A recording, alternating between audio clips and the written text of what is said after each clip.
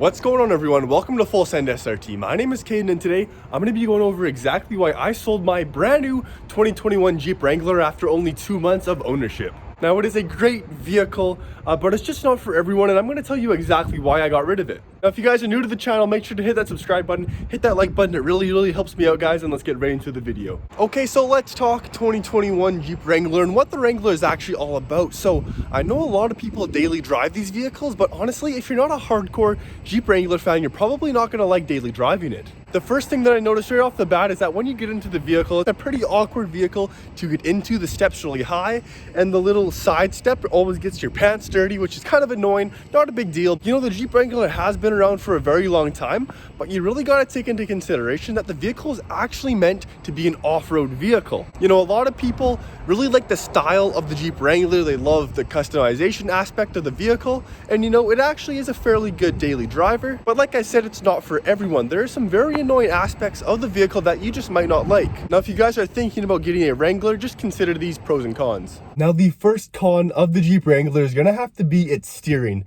It actually has pretty terrible steering for daily driving, and that actually gets pretty annoying over a long period of time, especially on road trips. What I found is I always had to keep 2 hands on the wheel, especially on the highway going upwards of 80 miles an hour, just because there is so much play in the steering, and I really think that's attributed to the vehicle's main purpose of being an off-road vehicle. When you're off-roading, you do want a little bit of play in the steering when you're going up rocks and when you are climbing different things, because honestly, that's what this vehicle is made for. The Jeep Wrangler has been around for such a long period of time, and it has always been used as an off-road vehicle, so it wasn't really meant to be a daily driver. That's why there are so many off-road parts you can get for this vehicle, which actually makes it pretty fun to own if you're into that. I'm really excited to drive the new Wrangler 392. I wonder if it's going to be a little bit better. I wonder if it's going to have more precise steering, and it's going to be a little bit better as a daily driver, kind of like the Rubicon, because it is a Rubicon 392. But honestly, in the windy conditions on the highway going upwards of 80 miles an hour, 70 or 80 miles an hour,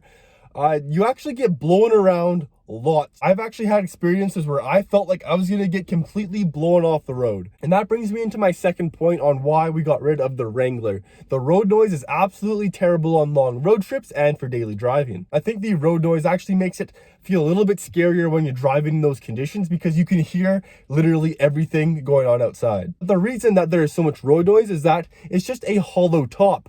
Yes, the top and the doors actually come off the Wrangler, so they're not really insulated. Now, the majority of these Jeep Wranglers are driven by hardcore fans as daily drivers. I found this out when I made a 5 things I hate about my Jeep Wrangler video. I had so many hardcore fans leaving terrible comments. They were so angry at me just because I mentioned that the steering kind of sucks. So before you leave a nasty comment, I do like the Jeep Wrangler. These are just things that might annoy the average person. We're not talking about you. We know you're obsessed with Jeep Wranglers and you would do anything for your Jeep Wrangler. You would marry your Jeep Wrangler. But for the people that haven't experienced the Jeep Wrangler before, this video is for them. They're not for you. So before you tell me I'm a complete idiot, like in my previous Wrangler video, take that into consideration. You guys are exactly like the Nissan GTR fanboys, so take it down a notch. It is my opinion that a Mercedes driver would absolutely hate driving a Wrangler. And this is for people like those who are new to the Jeep Wrangler and haven't experienced it yet. Now, what I can recommend before buying a Jeep Wrangler is take into consideration the pros and cons of this vehicle, like I'm telling you today, and make sure you test drive one before buying one. Never buy a Jeep Wrangler if you've never test driven one before. I got annoyed pretty quickly at the steering and the way it drove, but honestly, if you were into that, by all means, go out and grab a Wrangler, go out and customize your Wrangler. They are so much fun to customize. And if you live where it's really snowy, or you live in like some off-road terrain, or you just like that kind of feel, get this vehicle, because there are so many customizable options on this vehicle and they're really fun to drive.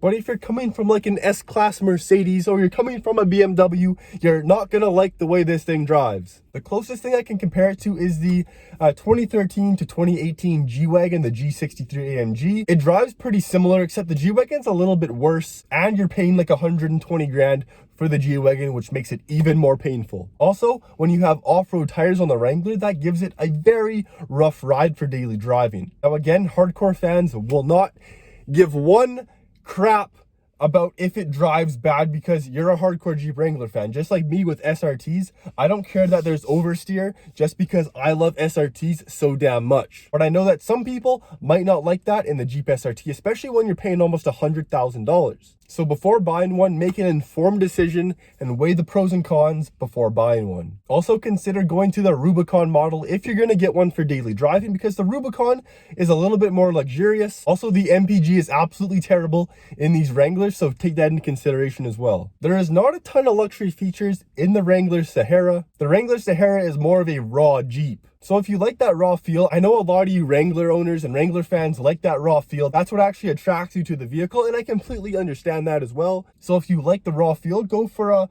little bit more of a rigid Jeep Wrangler. But if you want a little bit more luxury with the leather seats and the paddle shifters, go for that new Rubicon 392 with the SRT engine, the 6.4-liter naturally aspirated V8 with 475 horsepower and 470 foot-pounds of torque. That's the same engine that I have in this 2018 Jeep Grand Cherokee SRT, and it flies. I actually wonder if people are going to supercharge the Wrangler 392s. I think that'd be pretty cool, but I don't know if the 6.4 is really built for it. That's why they did it to the 6.2 with the Hellcats. So yes, there is why the 2021 Wrangler was gone only after a couple thousand miles. It just wasn't that good of a daily driver, but it might be to you. I have some big plans for the channel coming up.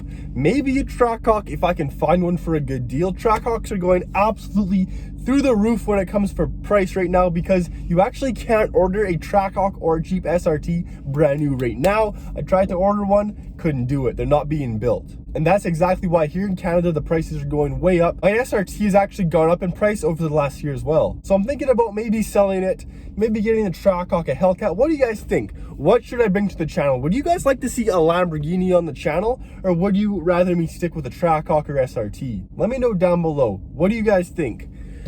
I've been thinking over the past couple of days, should it be a Lambo? Should it be a Ferrari? Should we keep the SRT and modify it? Should we get a Hellcat? Should we get a Durango Hellcat? Should we get a Trackhawk? What do you guys think? Let me know down below what you guys would like to see. I'm having a pretty hard time deciding because I don't know what you guys want. So if you guys could help me with that, let me know down below. I'd really appreciate it. So let me know what you guys think down below. Do these things kind of annoy you with the Jeep Wrangler, or can you get over them? What kind of Wrangler would you buy? Would you buy one of the lower ones that have more of a raw feel, or would you go for a new Rubicon 392, or what would you guys get? Let me know down below. Now, if you guys haven't already, make sure to hit that subscribe button, hit that like button, it really helps me out. I hope you guys enjoyed the video, and Full Send SRT signing off.